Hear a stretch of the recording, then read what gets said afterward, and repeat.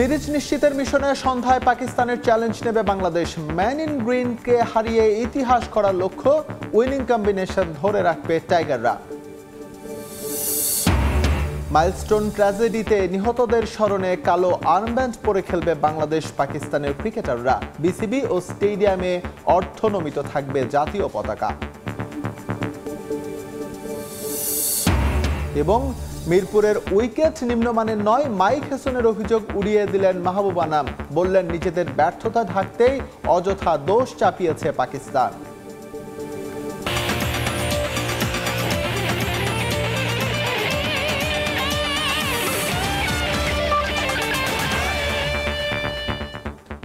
বিশ্বের নানা প্রান্তের খেলাধুলার খবর নিয়ে আমাদের নিয়মিত আয়োজন খেলার সময়, আর এই আয়োজনে আপনাদের সঙ্গে আছি আমি এসএম ইকবাল।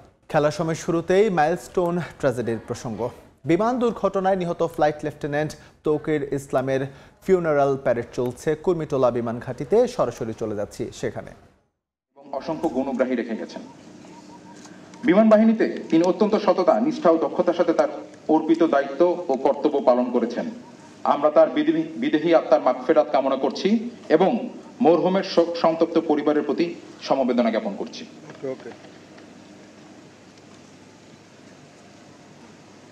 অনুষ্ঠানের এ পর্যায়ে মরহুমের মামা জনাব মোহাম্মদ আলীকে তার বক্তব্য প্রদানের জন্য বিনীত অনুরোধ করছি।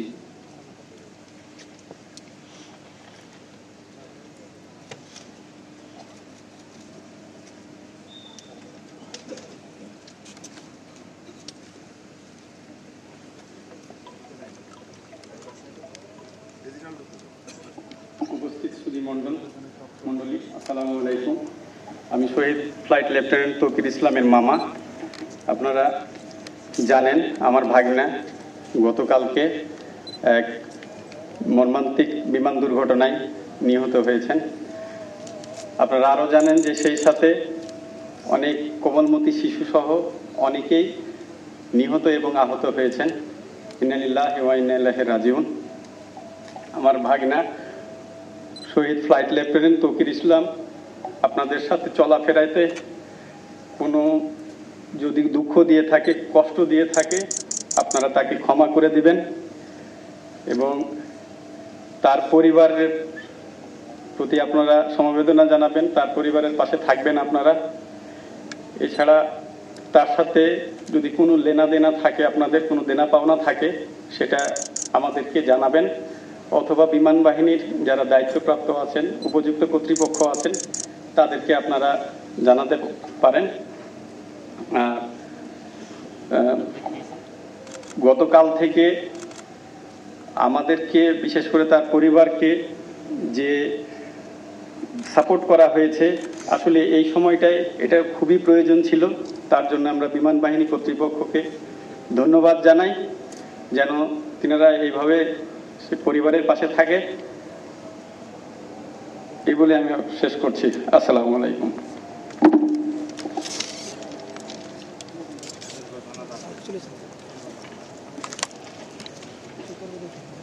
সম্মানিত সুধী, এখন মরহুমের নামাজে জানাজা অনুষ্ঠিত হবে। আমরা সকলেই অবগত আছি গতকালের এই দুর্ঘটনায় আরো কিছু কোমলমতি প্রাণ, আনুমানিক 58 জন এখন পর্যন্ত আমরা দেখেছি যে ইন্তেকাল করেছেন, সেই সাথে আরো অনেকে আহত হয়েছেন। আমরা এখানে দুর্ঘটনায় নিহত হয়েছেন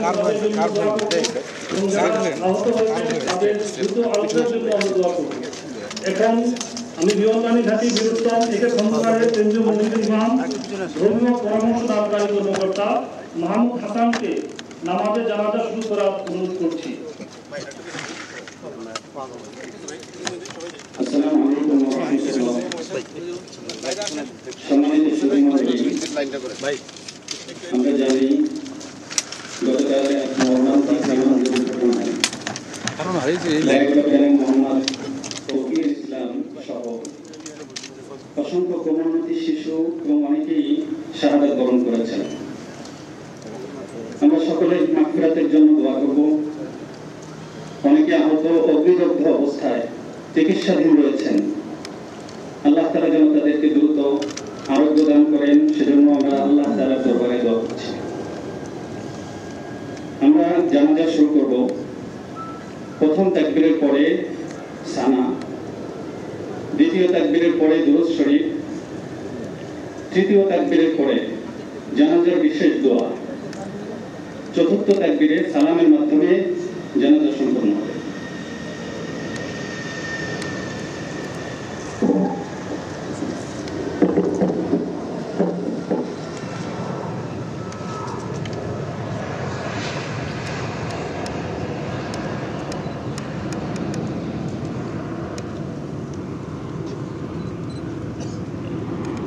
আল্লাহু আকবার।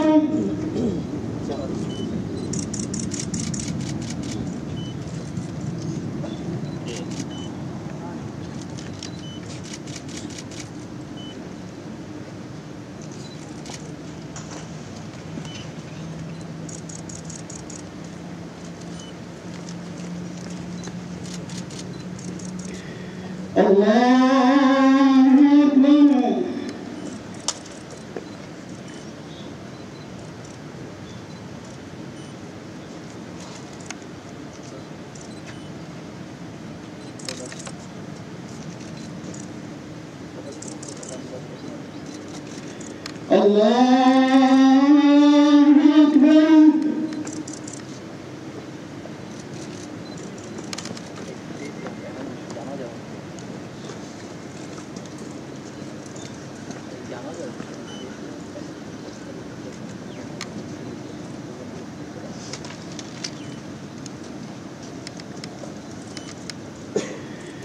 আল্লাহু আকবার।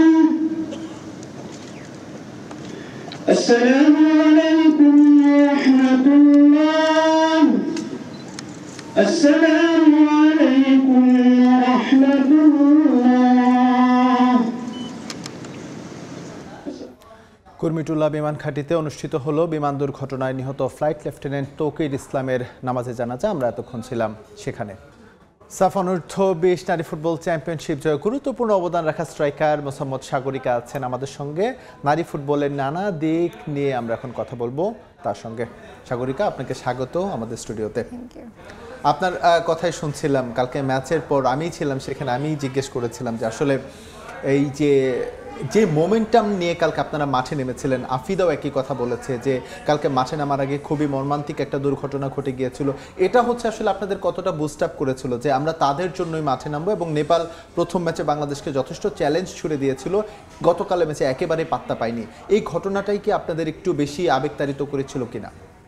আসলে আমাদের বাংলাদেশে এভাবে প্লেন ঘটনায় অনেকজনে মানে মরে গেছে, অনেকজনে হচ্ছে আহত আছে। তো হচ্ছে আমরা মনে জেদ নিয়েছিলাম যে এতটুকু বাচ্চা বা অনেক ছোট ছোট বাচ্চা, অনেক মানুষ মারা গেছে, তো আমরা চাই যে মানে ভালো খেলতে চাই, যেন তাদের শোকটা আমরা নিয়ে ভালো কিছু করতে পারি। তো আমাদের এটা মনে জেদ ছিল যে আমরা খেলবো, আবার আমাদের দেশের জন্য খেলবো, তাদের জন্য খেলবো, আমরা ভালো কিছু করব। আচ্ছা, এই সব কিছু মিলিয়ে মাঠের পারফরমেন্সটা কালকে অসাধারণ ছিল, এটাই কিনা? হ্যাঁ, অবশ্যই যে মনে সবার জেদ ছিল যে ভালো কিছু করবে, যে হচ্ছে আর কোচ বারবার নির্দেশনা দিচ্ছিল যে মানে স্যার যেটা বলবে সেটা অনুযায়ী খেলতে। তো আমাদের মাথায় সব কিছু মিলে হচ্ছে সেগুলোয় ঘোরাফেরা করতেছিল, তো আমরা ভালো কিছু খেলার জন্য মাঠে নামছিলাম। মাঠে নামার আগে তো সাধারণত একটা টিম মিটিং হয়, সেই টিম মিটিংয়ে কোচ কি এই ধরনের কোনো কথা বলেছিলেন কিনা, বা সবাই মিলে এই ধরনের কোনো একটা আলোচনা হয়েছিল, নাকি ইন্ডিভিজুয়ালি আপনারা ব্যক্তিগতভাবেই এক একজন এই ধরনের সিদ্ধান্ত নিয়েছিলেন বা এই ধরনের একটা মনোবাসনা ভিতরে ছিল? না, হচ্ছে আমাদের খেলার আগে টিম মিটিং হয়, তো সব খেলাতেই টিম মিটিং হয়। কালকেও মিটিং হয়েছিল যে স্যার বলছিল যে তোমাদের ভালো পারফরমেন্স করতে হবে, শুধু ম্যাচ ড্র করে না বা খারাপ খেলে না, তোমাদের ভালো খেলেই জিততে হবে। তো স্যারের আমরা কোচের নির্দেশনা মেনে আমরা ভালো খেলে টিম জিতাইছি। আচ্ছা সাগরিকা, এই নেপালের সঙ্গে লাস্ট ম্যাচটা অর্থাৎ ফার্স্ট রাউন্ডে যখন আমরা খেলেছিলাম, অপ্রত্যাশিতভাবে একটা ঘটনার প্রতিবাদ করতে গিয়ে আপনাকে রেড কার্ড খেতে হয়েছিল, এবং তার ফলশ্রুতিতে 3 ম্যাচের একটা নিষেধাজ্ঞাও কিন্তু ছিল। আপনি খেলতে নামেননি, গতকাল আমরা শুনছিলাম আপনি যখন মাঠে নামছেন আপনার ভেতরে একটা জেদ কাজ করছিল যে ওদের সঙ্গে খেলতে গিয়ে আমি ইয়েতে ছিলাম, 3 ম্যাচ বসেছিলাম, আমি আমার সেরাটা দেবো। সেটাই কি আমরা দেখেছি কিনা? একেবারে 4 on 4 4টা গোল করলো বাংলাদেশ, 4টে আপনার পা থেকে আসলো। আসলে হচ্ছে একটা প্লেয়ার যখন 3 ম্যাচ খেলতে পারে না, তখন তার একটা মনে জেদ থাকে যে সে যে যখনই নামবে তার বেস্টটা দেওয়ার। তো আমারও মাথায় ঘুরতেছিল যে আমি ভালো কিছু করব, হচ্ছে আমাকে গোল করতে হবে, মাথায় এটাই ছিল। তো কালকে আমার জেদটা আর আশাটা পূর্ণ করছি। আচ্ছা, যার সঙ্গে ঝগড়া লেগেছিল ওই নেপালের ওই ফুটবলারের সঙ্গে, কালকে কি ওর সঙ্গে কোনো কথা হয়েছিল এরকম বা ওরকম? হচ্ছে তেমন কথা না, সে আবার আমার চুল ধরে টানছিল, কিন্তু তারপর আমি রিয়াক্ট করি নাই। আমার মাথা ঠান্ডা ছিল যে আমাকে ভালো কিছু করতে হবে। তো খেলা শেষে সেও আমাকে সরি বলছে, আমিও তাকে সরি বলছি। মানে বিষয়টা হচ্ছে যে লড়াই যেটা মাঠে থাকে সেটা মাঠ থেকে বের হয়ে গেলে আবার আমরা সবাই হচ্ছে বন্ধুর মতো হয়ে যাই। অবশ্যই, যেটা মাঠে হবে সেটা মাঠের বাইরে হবে তেমন না। একটা ভালো ফুটবলার হইতে হলে সবকিছু মেনটেন করে চলতে হবে। আচ্ছা সাগরিকা, আমার অনেক কিছু জানার আছে। প্রথম কথা হচ্ছে, কালকে নেপালের কোচ যখন প্রেস কনফারেন্স করছিলেন তখন তিনি বলেছেন যে সাউথ এশিয়ার অন্যতম ফাইনেস্ট স্ট্রাইকার হচ্ছেন আপনি। আপনি কি এটা বিশ্বাস করেন কিনা যে দক্ষিণ এশিয়ার অন্যতম সেরা স্ট্রাইকার এই মুহূর্তে আপনি বয়স ভিত্তিকে? আসলে এটা আমি নিজে বলতে চাই না, আমার খেলা দিয়ে আমার সবকিছু দিয়ে আমি প্রমাণ করতে চাই যে আমি বেস্ট। আচ্ছা, চমৎকার বলেছেন। লাস্ট ম্যাচটা, এর আগের ম্যাচটা যখন খেলেছিলেন আমরা একটা ছবি দেখেছিলাম, আপনার বাবা মাও কি খেলা দেখতে এসেছিলেন ঢাকায়? এরকম কি এরকম ছবি আমরা দেখি?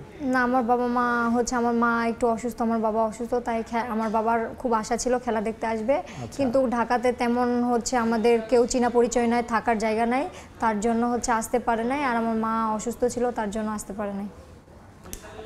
আপনি দেশের হয়ে এত কিছু করছেন, বাবা মাকে তো চাইলেই ফুটবল ফেডারেশন বা হচ্ছে আপনিও তো অন্য কোনোভাবে, তাদের যেহেতু একটা ইচ্ছা ছিল আপনার ম্যাচটা মাঠে বসে দেখবে। আসলে তেমন তো আমাদের কোনো হচ্ছে মানে থাকার জায়গা নাই, তো আমরা আসলে আমার বাবা মাকে কিভাবে রাখবো? আর আসতে তো আমাদের 1 দিন 2 দিন লাগে যায়, তো তার জন্য হচ্ছে আর বাবা মাকে জোর করিনি যে থাকার কোনো জায়গা নাই। যদি একটা থাকার জায়গা থাকতো তাহলে আমার বাবা মাকে নিয়ে আসতে পারতাম, কিন্তু থাকার জায়গা নাই। আচ্ছা, কালকে একটা কথা খুব জোর গলায় উঠেছিল, একটা দাবি উঠেছিল এবং কোচ পিটারকেও জিজ্ঞেস করা হয়েছিল যে পারফরমেন্স করছেন সাগরিকা, তাতে তিনি ন্যাশনাল টিমে কল আপ পাবেন কিনা। এটা কিন্তু তিনি বলেছেন যে হ্যাঁ, সাগরিকার মধ্যে সেই যোগ্যতা রয়েছে জাতীয় দলে খেলার। আপনার কি এখন ইচ্ছে করে কিনা যে আপনি যখন ন্যাশনাল টিমে যখন আপনার অভিষেকটা হবে তখন বাবা মা হচ্ছে আপনার মাঠে বসে হচ্ছে সেই খেলাটা দেখবে বা তাকে গ্রাম থেকে ঢাকায় নিয়ে আসবে? অবশ্যই, যদি আমি ন্যাশনাল টিমে খেলি আমার আরও পারফরমেন্স ভালো করতে হবে। ন্যাশনাল টিমে খেলতে গেলে আপুদের সাথে হচ্ছে আমি লড়াই করতে হলে আপুদের থেকে আরও বেটার পারফরমেন্স করতে হবে। তো আমি চাই যদি আমি বেটার পারফরমেন্স করে ভালো খেলে আমি হচ্ছে খেলতে পারি, সেই দিনে আমার বাবা মাকে নিয়ে এসে আমার মাঠে খেলা দেখাবো। খুবই চমৎকার কথা। আমাদেরও প্রত্যাশা থাকবে সেরকম, নিশ্চয়ই আপনার বাবা মাঠে বসে খেলা দেখবে। পিটার আরও একটা কথা বলেছে, আমরা দেখেছি বাংলাদেশ ন্যাশনাল টিম যেটা উইমেন্স ন্যাশনাল টিম যেটা কদিন আগে দুর্দান্ত পারফর্ম করে এসেছে, মিয়ানমার থেকে এশিয়ান কাপে টিকিট নিশ্চিত করেছে ফর দ্য ফার্স্ট টাইম। এই টিমটার সদস্য হতে আপনি আসলে কতটা উদ্গ্রীব হয়ে আছেন ন্যাশনাল টিমে ঢোকার জন্য? হচ্ছে মায়ানমারের টিমে আমি ছিলাম, কিন্তু ম্যাচ পাইনি, বেস্ট 11-এ ছিলাম না। তো আপুদের পারফরমেন্স অনেক ভালো ছিল, এর থেকে আমাকে আরো বেটার পারফরমেন্স করতে হবে, অনেক ভালো পারফরমেন্স করতে হবে, তাহলে আমার নিজের জায়গাটা আমি ধরে রাখতে পারবো। কোচও কিন্তু কালকে কয়েকজন ফুটবলারের কথা বলেছে যে তহুরা আছে স্ট্রাইকার বা ফরওয়ার্ড পজিশনে, তারপর হচ্ছে ঋতুপর্ণা আছে যারা গোল পাচ্ছে নিয়মিত, অনেক ফুটবলার আছে যারা হচ্ছে নিয়মিত পারফর্ম করছে ন্যাশনাল টিমে, বেস্ট 11-এ যারা আছে। একটা কি সুস্থ প্রতিযোগিতা অনুভব করেন কিনা যে আমাকে আরো ভালো খেলতে হবে, আরো ভালো খেলেই আমি হচ্ছে সেরা একাদশের জায়গায়? অবশ্যই, আপুরা আমার থেকে অনেক বেটার করে, অনেক ভালো খেলে, তো আমি চাই আপুদের থেকে আরো ভালো খেলতে, আরো ভালো খেলে হচ্ছে সেই জায়গায় যাইতে। ডেভেলপমেন্টটা আপনার মানে প্রসেস যেটা, যে 2 বছর আগে আমি যেই খেলা খেলতাম বা আপনি যেই খেলা খেলতেন আর একটু সেটা ডেভেলপ করেছে কিনা বলে মনে করেন কিনা? যেটা হচ্ছে অবশ্যই, আগে তো গ্রামের মাঠে খেলতাম, তেমন হচ্ছে সুযোগ ছিল না। আমার তাজুল স্যার, সুগা স্যার প্র্যাকটিস করাইতো, তো ওনারা যেটা নির্দেশনা দিত আমাকে সেটাই মানতে হইতো। তো ওইটা থেকে হচ্ছে ন্যাশনাল টিমে মানে বাফুফে ক্যাম্পে আসা, তো বাফুফে ক্যাম্পে আসে অনেক মানে প্র্যাকটিস পাওয়া আর হচ্ছে সব কিছু পায়ে মানে একটু ডেভেলপমেন্ট হয়েছে, এর থেকে আরও করতে হবে। সাগরিকা, আমি যদি স্পেসিফিকলি একটু জানতে চাই, আপনি সম্ভবত গোলাম রব্বানী ছোটন ওনার অধীনেও অনুশীলন করেছেন, পিটারের অধীনেও এখন অনুশীলন করছেন। ছোটন ভাই নিঃসন্দেহে অসাধারণ অবদান দেশের নারী ফুটবলের জন্য। এই অবদানটাকে বা এই লেভেলটাকে পিটার বাটলারকে একটু নেক্সট লেভেলে নিয়ে গেল কিনা আপনার কাছে কি মনে হচ্ছে? ওনার তত্ত্বাবধানে আমরা দেখতে পাচ্ছি অন্য রকমের ফুটবল খেলছেন আপনারা এখন। আসলে ছোটন স্যারের জন্যই আমার এত দূর আসা। ছোটন স্যারই আমাকে নিয়ে আসছিল, ছোটন স্যার সবসময় সাপোর্ট করতো আমি ভালো কিছু করব। তো এখন বাটলার স্যার আসছে, সেম হচ্ছে বাটলার স্যারও সবসময় সাপোর্ট করে যেন আমি ভালো খেলতে পারি, সবসময় সহযোগিতা করে আর সবসময় হচ্ছে ভালোবাসা আদর দেয়। ভালোবাসা। আচ্ছা, ওনার সবচেয়ে মেইন যে জায়গাটা উনি ফোকাস করেন সেটা হচ্ছে ডিসিপ্লিন। এই ডিসিপ্লিনটাই হচ্ছে আপনাদের এই যে আজকের যে উন্নতি সেটার পেছনের রহস্যটাকে ডিসিপ্লিনটাই কিনা? অবশ্যই যে উনি সবসময় ডিসিপ্লিন মানে মানতে চাই, সবসময় ডিসিপ্লিনে থাকতে বলে। তো আসলে আমাদের ফুটবলার হইতে হলে, ভালো ফুটবলার হইতে হলে ডিসিপ্লিনটা আগে। তো আমরা চাই যে আমরা সব ফুটবলার হচ্ছে ডিসিপ্লিনে থাকবো এবং ডিসিপ্লিন যদি ভালো করি তাহলে ভবিষ্যতে আমরা ভালো কিছু করতে পারবো। আচ্ছা, আবার যদি সাব চ্যাম্পিয়নশিপে একটু ফিরতে চাই, 3 ম্যাচ খেলেছেন, 3 ম্যাচ খেলে 8 গোল করেছেন আপনি। টুর্নামেন্টের বেস্ট গোল স্কোরার যে সেটা সম্ভবত স্বপ্না রানী, নেপালের একজন ফুটবলার, সে হচ্ছে নিয়ে গিয়েছে। আপনি যদি আরো 3টা ম্যাচ খেলতে পারতেন তাহলে হচ্ছে এই স্কোরটা, ওই পুরস্কারটা আপনি পেতে পারতেন কিনা, বা এটা নিয়ে কোনো আক্ষেপ আছে কিনা? ইনশাআল্লাহ যদি আমি 3টা ম্যাচ খেলতে পারতাম তাহলে অবশ্যই বেস্ট প্লেয়ার আর সর্বোচ্চ গোলদাতাটা আমি পাইতাম। আমার এত বড় কনফিডেন্স আছে, আমি করি। কিন্তু হচ্ছে আমার 3টা ম্যাচ নিষিদ্ধ হওয়ার পর হচ্ছে সেটা আর করা হয়নি, কিন্তু বেস্ট প্লেয়ার পাইছি, তাতেও অনেক খুশি যে 3টা ম্যাচ খেলে আমি বেস্ট প্লেয়ার হয়েছি। আচ্ছা, 8 গোল, 3 ম্যাচে 8 গোল, মানে অসাধারণ স্ট্রাইকার। অনেকে আমরা প্রেস বক্সে যারা ছিলেন অনেকে বলছিল যে একে এখনই ন্যাশনাল টিমে নামাই দেওয়া যায়, কারণ এতটাই পরিণত। আপনার কাছে কি তাই মনে হয় কিনা? আসলে এখনো সেটা না, ন্যাশনাল টিম হচ্ছে আলাদা আর বয়স ভিত্তিক হচ্ছে আলাদা। আমাকে যদি ন্যাশনাল টিমে খেলতে হয় আমাকে আরো ভালো পারফরমেন্স করতে হবে, এটা করলেই হবে না। আমাকে আরো পুষ্টিকর খাবার খেতে হবে, আরো শক্তি বাড়াইতে হবে আর হচ্ছে ভালো পারফরমেন্স করতে হবে। আচ্ছা, তাহলে পারবো। আচ্ছা সাগরিকা, কালকে যখন ম্যাচ শেষ হলো, যখন চ্যাম্পিয়নশিপ নিশ্চিত হলো, আমি দেখছিলাম মাঠে হচ্ছে আপনি আর মনকি সম্ভবত একটা ডান্স প্র্যাকটিস করছিলেন, একটু মজা করছিলেন। এটা কেন? এটা যদি হচ্ছে একটু আসলে আমাদের এটা আগে থেকে টার্গেট ছিল যে আমরা যদি জিতি তাহলে একটা ডান্স করব। তো হচ্ছে জিতা মানে করতে চাইছিলাম গোল দেওয়ার পরে, কিন্তু হয় নাই। মাথায় মানে যে এত দুর্ঘটনার পরেও হচ্ছে এত মজাটা করাও ঠিক না, তার জন্য আমরা ভাবছি যে এত মজা করব না, তার জন্য খেলা শেষে একটু হচ্ছে মজা করতেছিলাম। আচ্ছা, নেক্সট অ্যাসাইনমেন্ট কি এবং সেটা নিয়ে হচ্ছে আসলে প্রিপারেশনটা কি চলবে আপনাদের? হচ্ছে আমাদের কোয়ালিফাই হচ্ছে 20 কোয়ালিফাই লাউসে, তো ওইটা নিয়ে মানে প্রিপারেশন চলতেছে যে আমরা যেন এর থেকে আরো বেটার কিছু করতে পারি, যেন আবার চ্যাম্পিয়ন হয়ে আসতে পারি লাউস থেকে। তো এটাই চলতেছে মাথায়। জি, সাগরিকা, আপনাদের জন্য শুভকামনা থাকলো। নিশ্চয়ই হচ্ছে লাউসে গিয়ে হচ্ছে বাংলাদেশের নারী ফুটবলের যে জয়গান সেটা অব্যাহত থাকবে ইনশাআল্লাহ। আমরা এতক্ষণ ছিলাম অনূর্ধ্ব 20 নারী ফুটবল দলের স্ট্রাইকার সাগরিকার সঙ্গে। যাব হচ্ছে পরের সময়, তার আগে দেখে নেব হচ্ছে আমাদের কামিং আপটি খেলার সময় যা থাকছে। বার্সেলোনার স্বাস্থ্য পরীক্ষা শেষে মার্কাস রাশফোর্ডের কাল এশিয়া সফরে যাবে কাতালানরা। ইয়ামালের 10 নম্বর জার্সি নিয়ে কাড়াকাড়ি সমর্থকদের। এবার ক্রিকেট, প্রথমবারের মতো পাকিস্তানের বিপক্ষে টি-20 সিরিজ জয়ের সুযোগ টাইগারদের সামনে। গুরুত্বপূর্ণ ম্যাচের আগের দিন বিশ্রামে ছিল দুই দল। প্রথম টি-20 দাপুটে পারফরমেন্সে অপরিবর্তিত একাদশ নিয়ে মাঠে নামবে স্বাগতিকরা। তবে আছে বৃষ্টি, বাগড়ার ম্যাচ বিঘ্নিত হওয়ার শঙ্কা। মিরপুরে ম্যাচ শুরু হবে আজ সন্ধ্যা 6টায়। অধিনায়ক লিটন কুমার দাস অনেক প্রথমের সাক্ষী। ক্যারিবীয় দ্বীপপুঞ্জ আর লঙ্কায় প্রথম সিরিজ জয়ের মাইল ফলকটা এসেছে তারই হাত ধরে। এলকেডির সামনে আরও একটা প্রথমের হাতছানি, মিশন পাকিস্তান বধ। পূর্ণ মেয়াদের অধিনায়কত্ব পেয়ে এটাই প্রথম হোম সিরিজ লিটন কুমার দাসের। হোম ক্রাউড, পরিচিত মাঠ আর সাম্প্রতিক সময়ের পারফরমেন্স রসদ যোগাবে প্রথম ম্যাচের অভিজ্ঞতাটুকুও। প্রথম টি-20তে রীতিমতো কোনো প্রতিদ্বন্দ্বিতাই করতে পারেনি পাকিস্তান। বাংলাদেশ সফরের শুরুতেই এমন ধাক্কা গুছিয়ে উঠতেও সময় নেবে। অবশ্য মেন ইন গ্রিনদের হাতে সময় নেই অত। সিরিজ বাঁচাতে হলে দ্বিতীয় ম্যাচে জয় ভিন্ন কোনো পথ খোলা নেই। বাংলাদেশে এসে কেবল একদিনই অনুশীলন করেছে পাকিস্তান দল। দ্বিতীয় ম্যাচের আগের দিনেও হোটেল বন্দি সালমান আঘারা। সিরিজ বাঁচানোর ম্যাচে দলটায় আসতে পারে একটা পরিবর্তন। বাড়তি স্পিনার হিসেবে দেখা যেতে পারে সুফিয়ান মুকিমকে। বাঁহাতি রিস্টি স্পিনার পাকিস্তানের হয়ে টি-20 খেলেছে 10টি। অন্যদিকে বিশ্রামে ছিল বাংলাদেশও। দাপুটের জয়ের পরের দিনটা হোটেলেই কাটিয়েছেন লিটন কুমার দাসরা। স্বাগতিকদের একাদশে পরিবর্তন আসার সম্ভাবনা একেবারেই কম। 3 পেসার আর 2 স্পিনার নিয়েই সিরিজ জয়ের লক্ষ্যে নামবে লাল সবুজ। এই ম্যাচেও টস ভাগ্য গুরুত্বপূর্ণ। টানা 9 ম্যাচ পর লিটনের ভাগ্য বদলেছে। দ্বিতীয় ম্যাচেও চাইবেন টস জিতে আগে বোলিংয়ের সিদ্ধান্ত নিতে। তবে এদিন চোখ রাঙাচ্ছে বৃষ্টি। আবহাওয়ার পূর্বাভাস বলছে সন্ধ্যায় হোম অফ ক্রিকেটে সম্ভাবনা আছে বৃষ্টিপাতের। সাব্বির মিথুন, সময় সংবাদ। এই মুহূর্তে মিরপুর শেরে বাংলা জাতীয় ক্রিকেট স্টেডিয়ামে আছেন রিপোর্টার রিফাতুল ইসলাম মিরন। সবশেষ খবর জানতে আমরা এখন সরাসরি যুক্ত হচ্ছি তার সঙ্গে। কলেজে যে বিমান বিধ্বস্ত হয়েছে সেই শোক কিন্তু বাংলাদেশ ক্রিকেট বোর্ডে এবং পাকিস্তান এবং বাংলাদেশ যে সিরিজের দ্বিতীয় টি-20 রয়েছে টি-20তে কিন্তু কালো ব্যাচ পরিহিত হয়েই কিন্তু মাঠে নামবে দুই দলের ক্রিকেটাররা।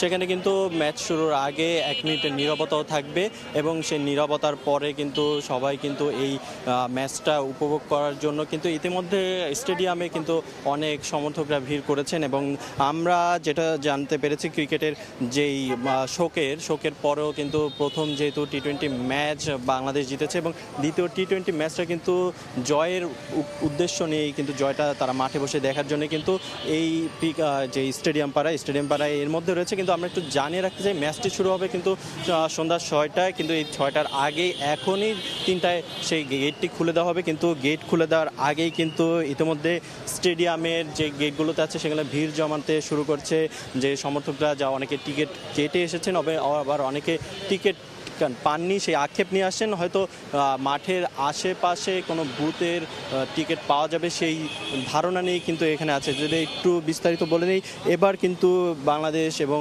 যেই পাকিস্তান যে সিরিজ আছে সেই ম্যাচের টিকিটগুলো কিন্তু অনলাইনে সেল করছে বিসিবি। পুরো সবগুলো টিকিটই কিন্তু অনলাইনে পাওয়া যাচ্ছে এবং অনলাইনে কাটতে পারছেন সমর্থকরা। কিন্তু মূলত অনেকেই জানতেছেন না যে কিভাবে তারা টিকিট কাটবে এবং অনলাইনে যে টিকিট বিক্রি হচ্ছে সেটাও কিন্তু অনেকের ধারণা নেই। কিন্তু মূলত যদি এই স্টেডিয়াম পাড়ায় এর মধ্যে কিন্তু অনেক সমর্থকরা ম্যাচ 3টা গেট শুরু হলো এখন পর্যন্ত আছে, অনেকে কিন্তু কালোবাজারি নিয়েও কিছুটা আক্ষেপ করেছেন। অনেকে টিকিট বিক্রির অনেক পরিমাণ বাড়িয়ে টিকিট বিক্রি করছে কালোবাজারে, এই রকম তথ্য আমাদের কাছে এসেছে। এই ছিল মিরপুরের শেরে বাংলা ক্রিকেট স্টেডিয়াম থেকে আমার কাছে সবশেষ। রিফাতুল ইসলাম মিরন আমাদের সঙ্গে যুক্ত হয়েছিলেন মিরপুর থেকে, জানাচ্ছিলেন বাংলাদেশের ম্যাচের আগে সেখানকার যে দর্শকরা উপস্থিত হয়েছে তার সবশেষ তথ্য। খেলার সময় শীর্ষ সংবাদগুলো জানিয়ে দিচ্ছি আরেকবার। সিরিজ নিশ্চিতের মিশনে সন্ধ্যায় পাকিস্তানের চ্যালেঞ্জ নেবে বাংলাদেশ। ম্যান ইন গ্রিনকে হারিয়ে ইতিহাস গড়ার লক্ষ্য, উইনিং কম্বিনেশন ধরে রাখবে টাইগাররা। এবং মিরপুরের উইকেট নিম্নমানের নয়, মাইক হেসনের অভিযোগ উড়িয়ে দিলেন মাহবুব আনাম। বললেন নিজেদের ব্যর্থতা ঢাকতেই অযথা দোষ চাপিয়েছে পাকিস্তান।